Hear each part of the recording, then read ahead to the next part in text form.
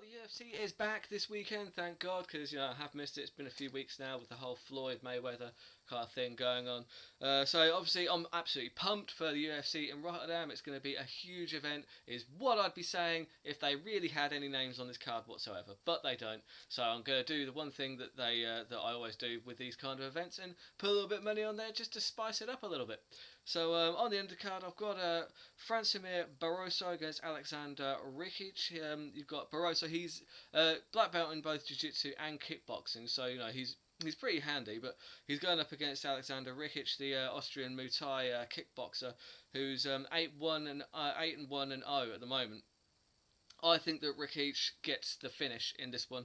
I think that he's been on absolute tear lately. Look at his record. It's just been, whilst he hasn't been knocking people out in the UFC, he has been knocking people out left, right, and centre. So I do think that Rikic is the one to go for in that contest. You've got Leon Edwards against Brian Barberona. Now, Brian Barberona is the guy who submitted Sage Northcutt when Northcutt was kind of like being touted for the next big thing. He stopped the hype train effectively.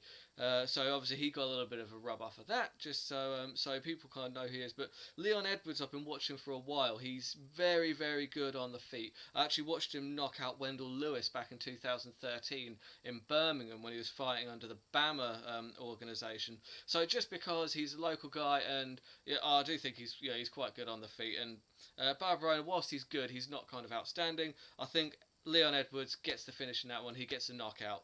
That was 10-3 at the moment, so that's probably worth a little bit. And then you've got one of the hardest names that I've ever seen to pronounce, Sayer Bahadurazada. I think that's as close as I'm going to get, against Rob Wilkinson. Now, because his name is much easier to pronounce, I'm going to go with Rob Wilkinson in this contest, just because it's much easier to keep saying his name. I'm just kidding. It's because he's got 4 submissions in his last 6 fights. His wrestling and boxing are excellent. He's 11 fights undefeated. Whilst he hasn't fought in the UFC yet, going 11 fights unbeaten and getting 4 submissions in the last 6 fights, clearly he knows what he's doing. His wrestling is very good. I think that he grapples Sayer down to the floor and tires him out, and then eventually gets the submission, probably in the second round, I'd have thought. But they're not offering odds on the submission, so that's a bit of a shame. And then just move straight on to the main event. So you've got Alexander Volkov against Stefan Struve. Stefan Struve needs no introduction, of course. He's been around forever, tallest fighter in the UFC.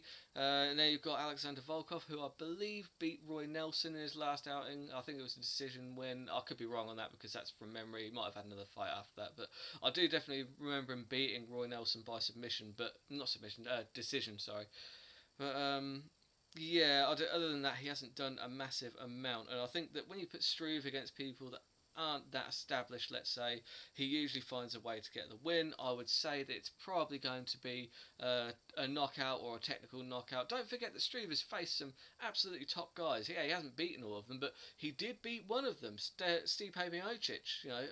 That was a few years ago now, but don't forget he has got a TKO win over the current heavyweight champion. So Struve, he knows what he's doing. I think Struve gets the knockout.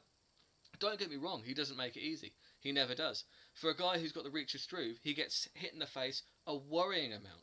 Come on, Stefan. Just use your range, use that reach, and just stop getting punched in the face so much. I do remember one of his fights I watched, he got hit in the face so bad, like his lip was just like hanging open. And he asked his corner man, it's just like, how's my lip? And his answer was, don't worry, you've got a good surgeon. That's encouraging words from your corner. Anyway, that's all the fights I'm going to be betting on. You've got the fourfold on, obviously, Edwards, Rakic, Wilkinson and Struve. That is 9.88 to 1. So I'm going to take that, and then I'm going to put a cheeky little double on both Edwards and Struve to win by knockout. That's like about 13 to 1.